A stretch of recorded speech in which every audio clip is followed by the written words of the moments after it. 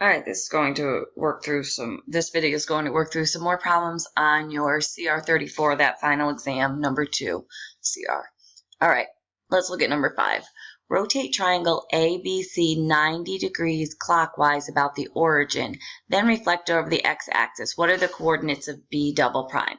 Okay, so the first thing I'm going to look when I want to go ahead and handle a problem like this, if I know I have to rotate ABC 90 degrees clockwise about the origin, first thing I'm going to do is take a look at the original coordinates of A, the original coordinates of B, and the original coordinates of C. And then I'll use my little first reverse arrow, change the sign. Okay, so the original coordinates of A look like it's -4, 7. Original coordinates of B is -8, 3. C looks like it's -4, 3. All right. And you know for your 90 degrees clockwise, the general rule is only when we're going about the origin. This only works if what we're rotating about is the origin. But 90 degrees clockwise about the origin, you first reverse. So you take your x and y and make it yx. Then we say arrow, change the sign. So you have to start above this new set of coordinates, start drawing an arrow that's going clockwise, and that's the one that you change the sign of. So for A prime, I would first reverse, make it 7, -4, then I do an arrow going clockwise, change the sign. Then for B prime, I would do first reverse, so instead of -8, 3, I'd make it 3, -8. Then I do arrow going clockwise, change the sign. And then for C prime, as soon as you're doing a 90 degrees about the origin, you first reverse. Because we're going clockwise, I draw my clockwise arrow. Clocks fall this way. Arrow, change the sign. So now I have my coordinates for my new triangle once I've rotated 90 degrees about the origin. So A would be 7, 1, 2, 3, 4. That would be A prime, the new A.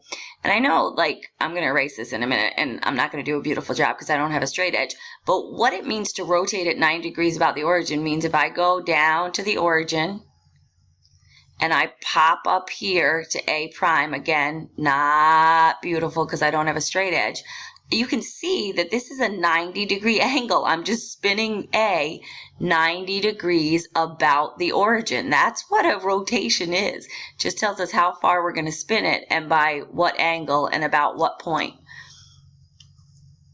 I know Mrs. Pearson likes to use vectors to help when we're doing our transformations, and that would be something she'd probably draw that visual in for you. All right, so let's go B to B prime. So 3, 8 would be B prime. So I have 3, 1, 2, 3, 4, 5, 6, 7, 8. That would be B prime. Again, it's not going to be beautiful. I don't have a straight edge. But if I was going from B, it's going to be really ugly, down to the origin, and then I was going to pop up to B prime, it has to do 90-degree rotation about the origin. That's all that a rotation of 90 degrees looks like. Tells us the angle and about which point. So again, C to C prime. C prime would be 3, 4, 1, 2, 3, up 1, 2, 3, 4. And I won't put you through the misery of it again, but again, if I was going to actually draw this in, I would make a beautiful 90-degree angle here about the origin. All right, no straight edge, but I'll do my best with connecting these up. But I'm not done with this problem because this is a sequence of transformations. If they just wanted us to rotate 90 degrees clockwise about the origin, we'd be done. But then they want us to reflect over the x-axis. Okay, so here we go. We have our x-axis. Reflect means I'm just going to flip it over the x-axis. So first of all, let's look at A. If A prime is 1, 2, 3, 4 above the x-axis, Then I go on the same vertical line I would go if I'm 1, 2, 3, 4 above the x-axis. I go 1, 2, 3, 4 below the x-axis. And that would be A double prime. A prime would be 7, 4. Therefore, A double prime, a reflection over the x-axis,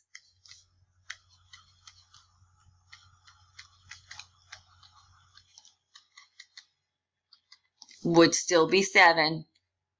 Oops, and then negative 4. 7 comma negative 4. And because in general, when you reflect over the x-axis, x, y, over the x-axis, x stays the same. We just change the sign of y. So you can see the 7 stayed the same. We just changed the sign of y. So if I do B prime, it's 1, 2, 3, 4, 5, 6, 7, 8 above the x-axis. So I need to go 1, 2, 3, 4, 5, 6, 7, 8 below the x-axis. So this is B double prime. That's an ugly B. And again, B prime started as 3, 8 over the x-axis.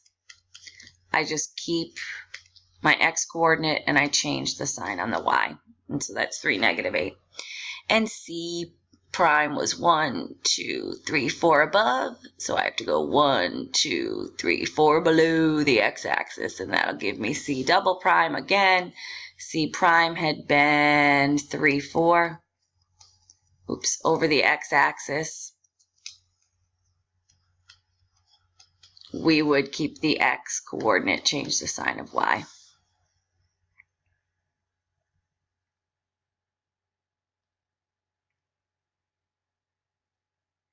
And so B double prime is 3, negative 8. That's what they were asking us about. All right, let's move on to number 6. Solve the following equation for Z, and you got to make sure you show all work. Sure, why not? So as I look here, lots of ways to start this problem, but I'm going to start it using my distributive property on both sides. I'm just going to clear out those parentheses just to make both sides a little easier to handle. 3 times Z is 3Z, plus 3 times 4 is 12, keep my minus 13, equals negative times a negative is a positive. 2 times Z is 2Z. Negative times a negative is a positive. 2 times 5 is 10. And I'll keep my plus 9 there. Okay. So now on the left-hand side, I'm going to just go ahead and combine like terms on the same side. 12 minus 13, signs are different. I find the difference. I keep what I have more of. The difference between 13 and 12 is 1. 13 is negative. 12 is positive. I have more negatives. So on this side, that becomes 3Z minus 1 equals. Over here, I have 2Z, and then 10 plus 9 is 19. So I'm going to go ahead and now move all my constants to the right, all of my variables to the left. So to move all my constants to the right, I'm going to combine my 19 and my 1, negative, opposite operations, opposite of subtraction is addition, undo subtraction with addition, add 1 there, but by those 0 out, and I'm left with 3Z equals 2Z plus 19 and 1 is 20. Subtract off 2Z on each side to isolate the variables all on the left. 3Z minus 2Z is 1Z, or just Z, equals 20. 1Z, or just because 1 times Z is still Z, Z is 20. And then you can always check just to be sure. Because to tell you the truth, especially when I don't have a calculator, sometimes I make mistakes. So I put my original back down, 3, and then Z plus 4 minus 13 equals negative 2, negative Z minus 5, and then plus 9. And in place of Z, I'm just going to shove a 20. 3, I'm going to substitute 20 in place of Z, 20 plus 4 minus 13 equals negative 2. In place of Z, I'm going to put a 20, so there's a negative sign there. 20 minus 5, and then plus the 9. 20 plus 4 is 24, so this is 3 times 24 minus 13 equals negative 2 times Negative 20 minus 5 is negative 25, and then plus 9. Okay, this side's easier, so I'm going to do this side first. Negative times a negative is a positive. 2 times 29 is 50. 50 plus 9 is 59. 3 times 24. 3 times 4 is 12. 3 times 2 is 6, 72. So then I have 72 minus 13. 72 minus 13. 12 minus 3 is 9. 6 minus 1 is 5. Okay, good. Totally checks. I just wanted to be sure I hadn't made a mistake. It's the only reason I do a check, to be sure that what I got here for Z was correct. Let's move on. Solve this system of equations graphically. Okay, great. Again, I don't have a straight edge, but I can already see the first equation. I can go ahead and graph right away. Y equals negative 1/3 x plus 9. This right here is my slope. Y, because it's in the form y equals mx plus b. I have to tell you, you better take all of your graphing experience from 8th grade and you better apply it in 9th grade because you do it all over the place again. And then here, this would be my y-intercept. Okay, so my slope is negative 1/3. Negative 1/3. That's my change in y over my change in x. That's my slope. Negative 1/3 means we go down 1 to the right 3. That's what this tells us to do. Down 1, right 3. And again, the big question is, where do I start? Oh, I start at the y-intercept, whatever my y-intercept is. So where do I start to be able to plot this? At 0, 9. You start at the y-intercept. And that's why we need both a y-intercept and a slope to know, okay, I have to start my graph at 0, 9. Once I've plotted 0, 9, now I know where to move down 1, right 3. From 0, 9, move down 1, right 3. Down 1, right 3. Down 1, right 3. And then I could continue on. Again, I don't have a straight edge. Oh my God, it's going to be so ugly. I hate this. I hate not having a straight edge. Please use a straight edge. Arrows at both ends, and this would be y equals negative 1/3 x plus 9. I always label my line. For the second equation, I'm almost set to handle it, but I have to first, before I can actually graph it, I need to get it in the proper form, y equals mx plus b. There's a 3 attached to the y, so I'm just going to divide each term by 3. So now, by y's there, or 3, so I'm left with y equals, there's a 1 in front of this x, coefficient of 1 if we don't see it. So 1/3 x, 9 divided by 3 is 3, so that would be minus 3. So now in this case, my y-intercept is negative 3, so I'll plot the point 0, negative 3 as a starting point. And then my slope is 1/3. That tells me from that y-intercept, I can go up 1, right 3. That's what my slope tells me. It tells me up 1, right 3. So let's start by plotting 0, negative 3, now that we have it in the correct form. 0, negative 3. And I'm going to go up 1, right 3. Up 1 to the right 1, 2, 3.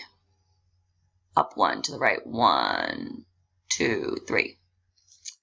Up 1 to the right 1, 2, 3. Okay, well, on this graph, I can't solve this. Well, okay, down 1, left 3. I got this funny. Down 1, left 3. Down 1, left 3. Down 1, left 3. And if you can see, oh God, well, I'm not even going down 1, left 3. What am I doing here? I'm just finding it funny because this graph is not big enough, so I'm going to have to solve it differently, and I'll have to do that in another video. Down 1, left 1, 2, 3. Down 1, left 1, 2, 3. Down 1, left 1, 2, 3. Okay, that's another beautiful straight line. These lines will cross, but they're going to cross somewhere way over here. Oh my God. That's funny. There'll totally be a solution to this equation. It's just going to be over here. So I'm probably on the next video going to just continue this problem and solve it using substitution to get the actual solution. That's pretty cute. All right.